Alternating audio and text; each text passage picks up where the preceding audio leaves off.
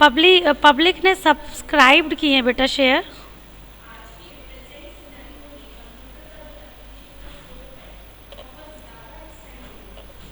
मान लो 200, एप्लीकेशन कितनी आ गई तुम्हारे पास 200 की, ठीक है।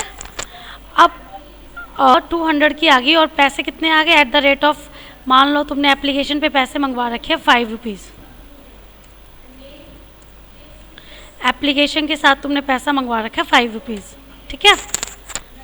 अब ओवर सब्सक्रिप्शन में क्या होता है, सपोज जिसने 10 शेयर की डिमांड की तुमने उनको नील दिया, एक भी शेयर नहीं दिया। जिसने 50 शेयर मांगे उसको तुमने 10 शेयर दिए। समझ रहे हो?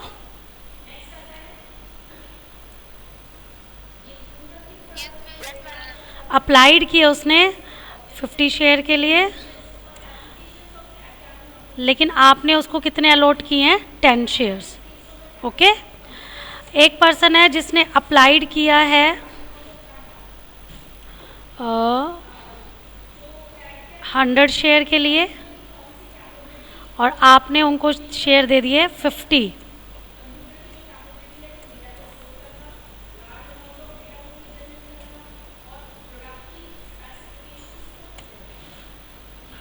एक पर्सन है जिसने अप्लाई किया है 150 शेयर्स के लिए, लेकिन आपने उसको शेयर दिया 40।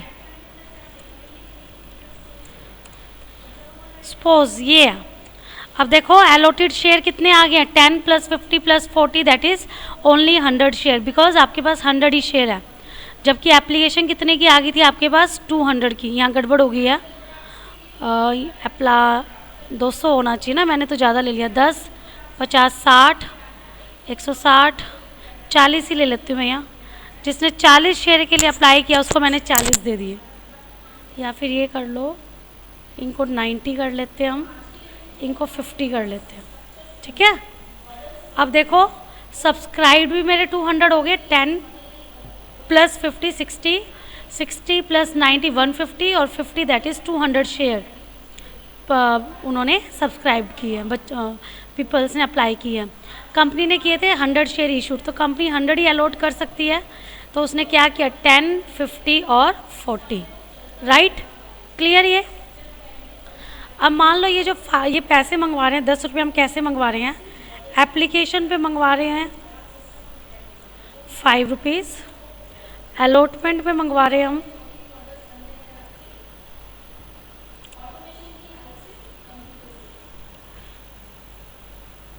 अलॉटमेंट पे मंगवा रहे हैं सपोज 3 रुपीज़, फर्स्ट कॉल पे मंगवा रहे हो आप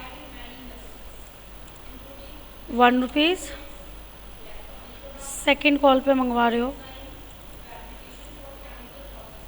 1 रुपीज़। Is it clear? यहाँ तक क्वेश्चन में कोई डाउट है तो पूछो। है किसी को डाउट? फर्स्ट एंट्री क्या करोगे बेटा? फर्स्ट एंट्री क्या? बैंक अकाउंट डेबिट,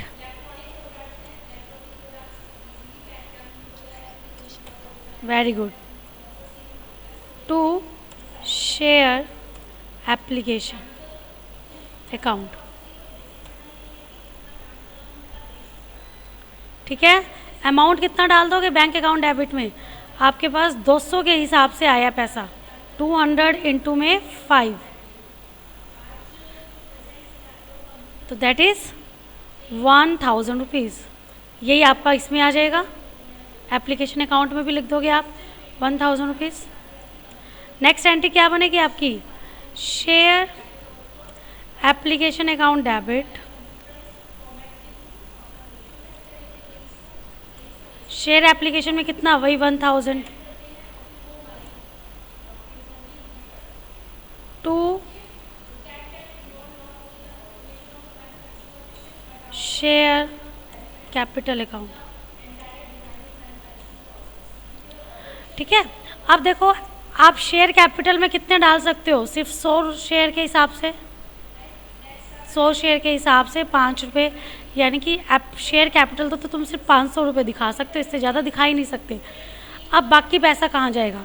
फर्स्ट पैसा वो जिनको हमने एक भी शेयर नहीं दिया उनको बैंक से पेमेंट कर दे, टू बैंक अकाउंट, बैंक से कितना 10 शेयर थे जिनको हमने 1 भी रुपया नहीं दिया, लेकिन उन्होंने 5 रुपये हमें दे रखे हैं, तो इट मीन्स उनको 50 रुपये वापस करेंगे।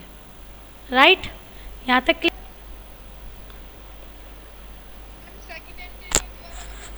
बेटा एप्लीकेशन में 1000 रुपीज़ हो जाएंगे डेबिट, क्योंकि क्रेडिट कितने से हुआ है 1000 से। 1000 में से शेयर कैपिटल सिर्फ 500 रुपये की दिखा सकते हो, क्यों? क्योंकि आपने इशूड कितने शेयर्स किए हैं, ओनली 100 शेयर, तो आप उससे ज़्यादा की तो दिखा ही नहीं सकते हो। 100 इंटू में 5 दैट इज़ 500। उसके अलावा 10 शेयर होल्डर वो है जिनको आपने एक भी पैसा नहीं दिया, मतलब एक भी शेयर नहीं दिया। तो जब आपने उनको शेयर ही नहीं दिया तो आप उनका पैसा रिटर्न कर दोगे। तो 10 शेयर्स के हिसाब से 5 रुपये उनसे हमने लिए थे, 50 रुपये हम उनको वापस कर देंगे। क्लियर? यहाँ तक क्लियर? अब देखो जिनको आपने, जिसने 50 शेयर के लिए अप्लाई किया था, आपने उनको कितने शेयर दिए हैं? सिर्फ 10। अगर मैंने किसी कंपनी में 50 शेयर के लिए अप्लाई किया है तो इसका मतलब मैंने कंपनी को कितने पैसे दे दिए? 250 रुपीज़। ठीक है, मैंने इतने रुपए दे दिए, जबकि कंपनी ने मुझे कितने शेयर दिए हैं? Only 10 share. 10 इंटू में 5, 50। इसका मतलब मुझे कंपनी को सिर्फ कितने रुपए देने चाहिए थे? 50 रुपीज़। क्यों? क्योंकि कंपनी ने सिर्फ मुझे 10 शेयर दिए हैं, और जबकि मैंने कितने कंपनी को पैसे दे दिए? 250 रुपये।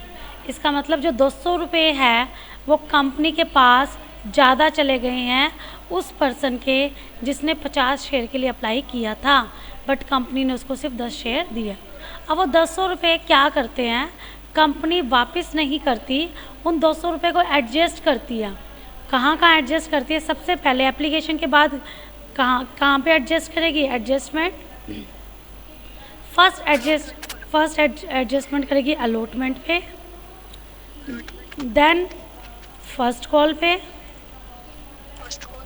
एंड अगर अभी भी कुछ बचेगा रिमेनिंग, देन